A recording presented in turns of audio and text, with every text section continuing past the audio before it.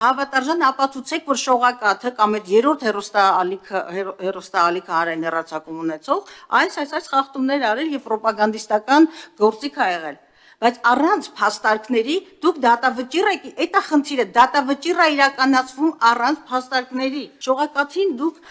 դեռ անցյալ տարվանից սպիտակավորում ա ձեր քաղաքական թիմը որպես կրոնական հաղորդում։ Դա բացարձակապես կրոնական հեռուստաընկերություն չի, այլ հոգևոր։ Եվ շատ մեծ տարբերություն կա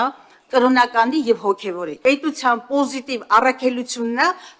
հանրությանը կրթելը։ Եվ կրթությունը սոց դպրոցական կամ բուհական կրթությունը չի։ Կրթությունը նաև ամենօրյա կենսակերպ է, հաղորդումներով, գրքերով, չգիտեմ, դաստիարակչական այլ միջոցներով եւ այլն։ Եվ պետությունը, եթե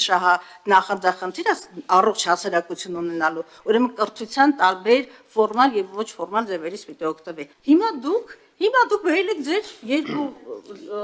երկուսով իհարկե այդքան միամիտ չեմ չհասկանամ, որ սա քաղաքական թիմի ամբողջ ցանկությունն է, բայց չի կարող որևէ նախագիծ գալ մտնել խորհրդարան, եթե հանրային պատվեր չկա, բավարար ուսումնասիրություն չկա եւ հիմնավոր չի